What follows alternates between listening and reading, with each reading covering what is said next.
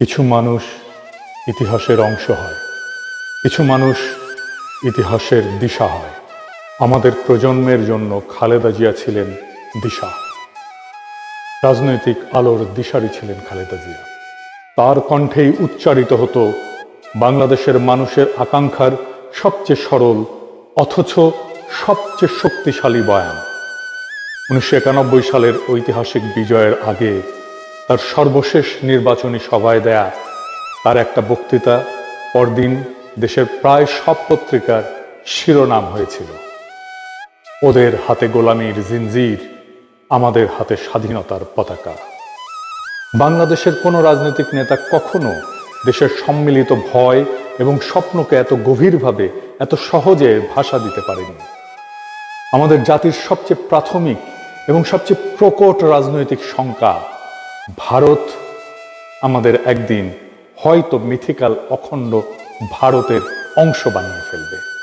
হয়তো তা হবে আক্ষরিক অর্থে অথবা রেটরিক্সে। শেখ হাসিনার শাসন আমলে আমরা এই আশঙ্কারই এক ড্রেস রিহার্সেল প্রত্যক্ষ করেছি। বিএনপি প্রধান রাজনৈতিক শক্তিই ছিল খালেদা জিয়ার পরিচ্ছন্ন রাজনৈতিক দৃষ্টি। এই প্রশ্নে তিনি ছিলেন পাহাড়ের মতো অটল, সময়ের ঝড়েও অবিচল। ইতিহাসে কিছু নেতা তাদের দলের চেয়েও বড় হয়ে যান, খালেদা জিয়া ছিলেন তেমনই একজন।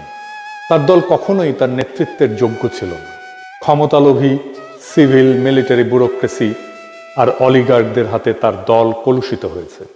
তার সততা আর বলিষ্ঠতাকে ব্যবহার করেছে কেবল নিজেদের স্বার্থ রক্ষায় আর ক্ষমতার আস্বাদ পেতে। উনি রাজনীতি থেকে সরে দাঁড়ানোর সাথে সাথেই তার দল আত্মসমর্পণ করেছে ভারতের অখণ্ড ভারতবাদী প্রভাব এবং স্বার্থের কাছে। একসময় যার নাম শুনেই ভারত অস্বস্তিতে ভুগত, আজ তার পুত্রকেই দেশে ফিরতে দেখে তারাই আনন্দিত হয়, তার উপরেই ভরসা রাখে। তবু খালেদা জিয়া থাকবেন আমাদের রাজনৈতিক আকাশের ধ্রুবতারা হয়ে। আমরা আবারও তাকাবো তার দিকেই রাজনৈতিক পথনির্দেশ পেতে। রাজনৈতিক দিক চেতনা হারালে আমরা আবারও স্মরণ করব এই মহাপ্রাণ, এই মহীয়সী নেতৃত্বের অটলতাকে।